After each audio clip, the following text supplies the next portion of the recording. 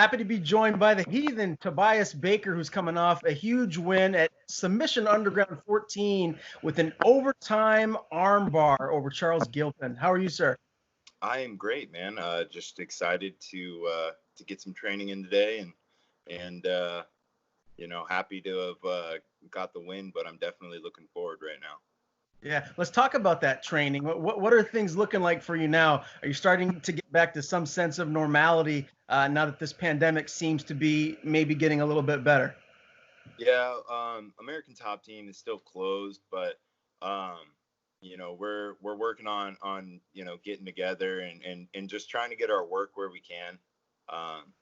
Keeping groups small and one of the things that I'm thankful for is the guys that are training during these times. Because we're holding each other accountable and keeping each other accountable, and that's super important. Because it's harder to stay motivated in this kind of what you would call off time. Where we've been gracious enough to have Sug to keep some of the guys busy. So I know a lot of American Top Team guys have been participating in that. So I feel pretty lucky to be around a bunch of these guys that are competing still, because then that holds me accountable.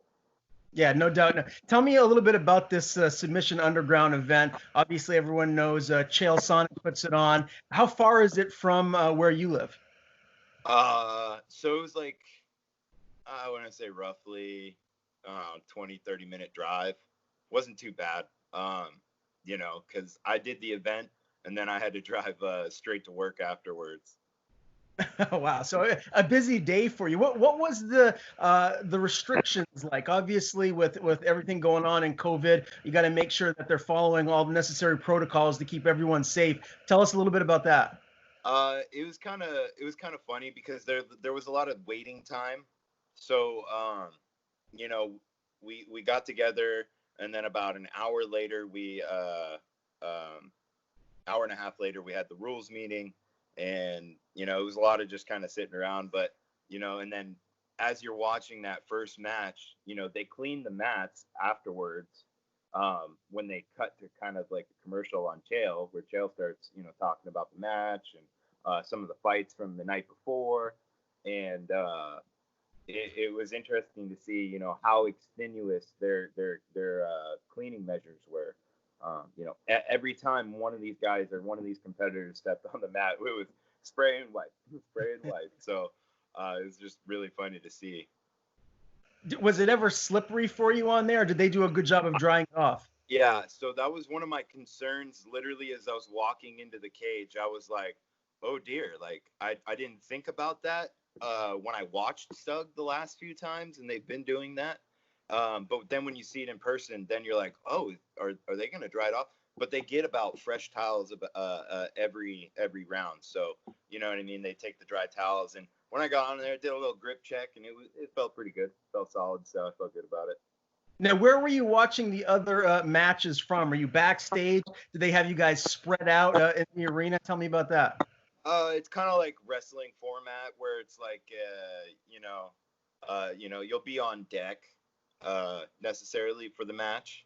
So, you'll have obviously the guys that started off the bout, they were obviously on deck first, and then you have like the backup, and it was very organized. I definitely really liked it and look forward to being on Sug again in the future. Yeah. Now, this was on UFC Fight Pass. That adds a little bit of excitement to the whole event in general. How did that affect your performance at all? Did it make you more excited to go in there and put on a great performance and get a win, or does that type of stuff not affect you as much anymore? I don't think it affects me as much anymore, but I don't think anybody can say that they're not nervous, I guess. It was my first time being on Fight Pass. So there definitely were some nerves going into it, but I just love to compete. So when it's anything grappling oriented and I'm not getting punched in the face, I'm definitely going to enjoy that a lot more because it's just not as dangerous. So I just don't think it's as serious, even though you can get seriously injured if but that's if you don't tap and you're not ego driven. Well, how does a win in a grappling match like this compare to a win in an MMA event? I mean, compare the difference. I want to say it's a lot more of an emotional win, because you're fighting for your life. It's a little different when those strikes are on the line because it only takes one and you could be knocked out, lights out, brain damage. You never know. So it's a lot higher stakes, and you're getting paid. Yeah. Being on the undercard of Sug, you don't necessarily get paid, and they don't talk about that much. But yeah, to me, it's like very nice that I get to compete, especially being technically a white belt under Fabiano Scherner. I'm glad that because of my fighting background, I was able to kind of have that resume to be able to compete. Let's talk about this win over Charles Gilpin. How difficult of a match was it for you? And what is his background? Is he a little bit more well-versed on the ground than you?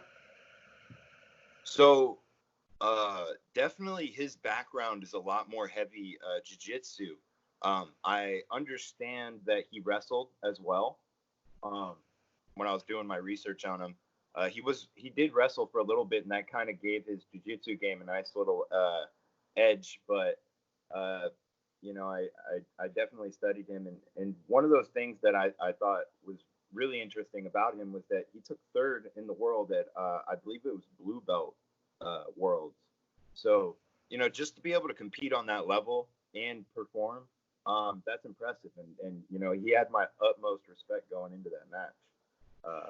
I knew he was going to be game, but I just think our styles didn't match up, and I'm a pressure style, and that's kind of hard for usually that lankier kind of guy like himself. Um, you know, working those overhooks and things like that. You just can't let a guy like myself get underhooks and get under you, because then once that pressure's on, I'm not going to take my foot off the gas. You got the armbar win in overtime.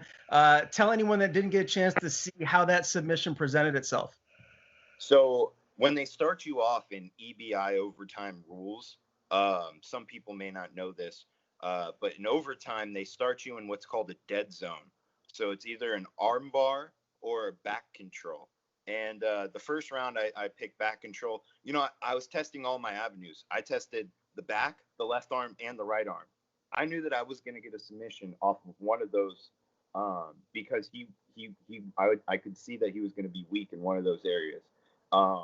Just because we're both kind of still building ourselves. He's a new purple belt, and I'm building my jiu-jitsu. So I knew that somewhere along the line, I just had to wait for him to make a mistake. And I knew that right when I locked up on that spiderweb armbar, because I tried traditional armbar where I put my right hand on the mat, and then the other way is to put your right arm through the loop and then have your hand posted flat on the mat, because you can't just start with the leg.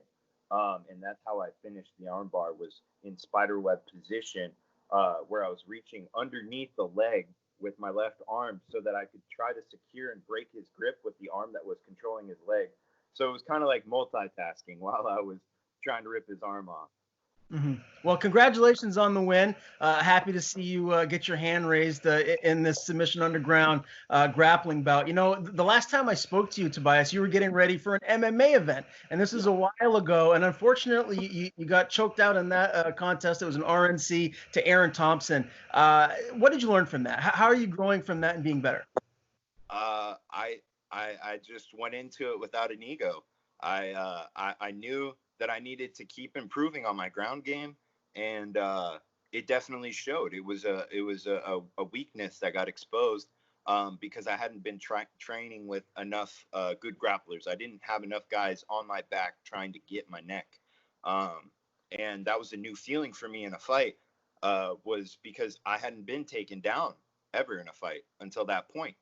So it was a new experience, and I learned from it. And all I can do going forward is not let that position ever happen again. Because, that's just how jiu-jitsu is. You have to respect the fact if somebody takes your back, there's a possibility you're going to sleep. And in my It was the case. I went right to sleep because you want to fight till the very end, and that's what I like about jiu-jitsu. It's such a humbling sport, and uh, taking that traditional route has really taught me a lot about it. When you go in the gi, it's a whole different experience. So I really appreciate it. What was that loss like for you emotionally? How long did it take you to, I guess, process it and get back to doing your thing? Because you're a guy that's not used to losing. No, exactly. I've never liked losing. I don't think anybody does. But that loss drove me to search for more, search for better partners, and it really lit a fire under me after I had kind of go through that sad state, which lasted a lot longer than I would like it to. But I really learned from that, and I grew in that time period, and that's just what's important. If you don't keep growing, then you know what I mean. You don't learn from your mistakes in the past, and that's where I really started to take my jiu-jitsu much more serious and really focus on the fundamentals. Position before submission, and this was a chance for me to really come back and prove that, hey, guys, I've been working on my jiu-jitsu. I want to show you that I can be good everywhere, not just on the ground, but on the feet. I want to be good everywhere so that I can take the fight wherever I feel most comfortable. Well, I'm happy to see that you're back at it and you got a positive frame of mind here moving forward. I had no doubt. I knew that would be the case. Tell me, Tobias, I've talked to a lot of mixed martial artists during this pandemic. What have you been watching? Give me like a Netflix suggestion or something that you've really gotten into during this downtime that we've all had. So I know everybody was crazed over it when it came out, but I'm a big anime guy. So right when I heard that The Last Airbender had gotten released on Netflix, I binged the whole show. It's amazing. I love that show so much. And there's a lot of good proverbs that they kind of translate into that show. And it's a fun, motivating show for someone to watch. So that's definitely one of them. I started watching Space Force very recently. Pretty funny. I really like Steve Carell. He's actually one of my favorite actors. The Office, obviously, and a couple of the movies that he's been in. I really like his humor. Not everybody does, so it's one of those. It's a taste, right? So those are definitely some of the things that I've been watching. And then obviously, I always tune into UFC Fight Pass. That's just that's where all the goods are. You get to watch old fights, new fights. They're coming out with so much content now. It's honestly a fighter's dream because that's like the kind of platform that I've been waiting for. Is just having this much access to fighters' lives, fighters' stats. They're giving more fighters new jobs by creating new shows. Some of the guys that are retiring. So I really think the UFC is doing a lot of really, really great stuff for not just them, but for fighting in general. Yeah, no doubt. Well, tell me, there's some big fights this weekend. I'm sure you're going to be watching UFC 250. Give me some picks. Who do you see getting their hand raised on the main card? Oh man. So I definitely think that Sean O'Malley is probably going to pick up a nice win this weekend. He's coming off of a really long layoff due to so many different things happening. So I'm excited to see him back in the cage because he's one of those young guys that's just time and time again, you're like, man, this guy looks small, this guy looks weak, but man, is that guy dangerous. And at 135, it's interesting because the division's kind of open right now. And you're seeing that happen in a lot of divisions right now, especially with John Jones stepping down, which is huge news in itself. I'm pretty excited for that. But with some of the other fights, I'm trying to remember who else is fighting this weekend. Isn't Mackenzie Dern fighting this weekend? She fought last weekend. The main event this weekend is Amanda Nunes and Felicia Spencer.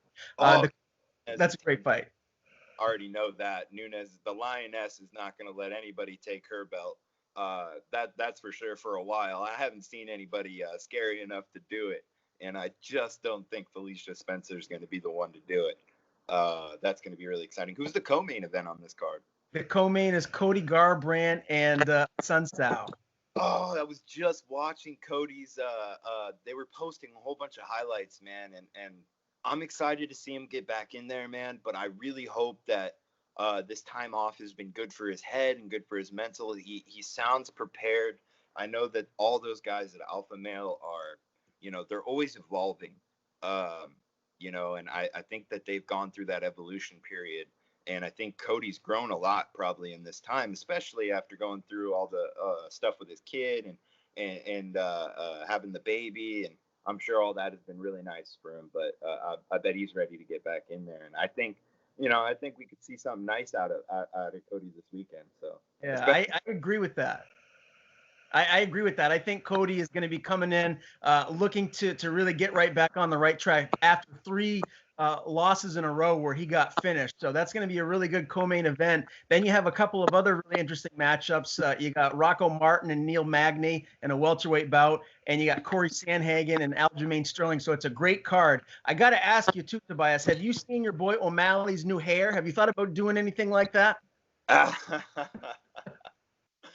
No, it cracks me up because I saw that Maximov did some crazy stuff with his hair too. He did. I used to do that for wrestling. Like I dyed my hair pink for states for wrestling, but nothing crazy like that. Maybe in the future I might do some cool war paint stuff, but I don't know if I'd ever dye my hair. I love my hair. Hair is kind of like a sacred thing to me. For sure, for sure. Well, you got the nice beard going too to match the top, so it looks good. Now, the question that everyone really wants to know is when will you be having another MMA fight? When can your fans, all your friends out there, everyone that supports you, when can they see you step back into the cage? Is there a time frame? Oh man, I'm trying to be ready at any point. Right now I feel very ready. I'm almost in perfect cutting range. I've been dieting. I've been trying to lean out during this time. I think during this quarantine, I've probably lost about, I don't want to say 17 pounds, because I put on quite a bit coming into quarantine, and then I really picked up my training. I got back to like 2-a-days and, and really up my strength routine. I'm on like week 8 of my strength program, and I feel so good. So I'm just honestly waiting in chomping at the bit for the opportunity. I hear rumors that fights are opening up in Florida, but obviously we're trying to stay as local as we can. But we're willing to do whatever it takes to be able to fight again. And if at some point I can fight in July or August as these new promotions start to open up, that could be the timeline. So we're talking 2 to 3 months here. So I've been kind of trying to wind down a little bit to get ready for a fight camp because I'm ready to dive in. Awesome. Well, that's great to hear. As you know, we'll definitely do another interview before your next fight and break that all down and discuss that. Always a pleasure talking to you, man. Before I let you go, the floor is yours. Anyone you want to thank? Any sponsors you have? Oh, absolutely. Always a shout out to Virus, man. They provided me with some sick gear for this last competition. I actually had a lot of people asking about it. I want to give a shout out to Dodge Sports, to my man Joey, to my man Matt. Those guys are always working so hard for us, especially during these quarantines. I can't say that I could do it without them because I can't. And I got a big shout out to American Top Team, a big shout out to Living Love Superfoods, and, just a big shout out to all the people that have supported me through these times and that still continue to support me.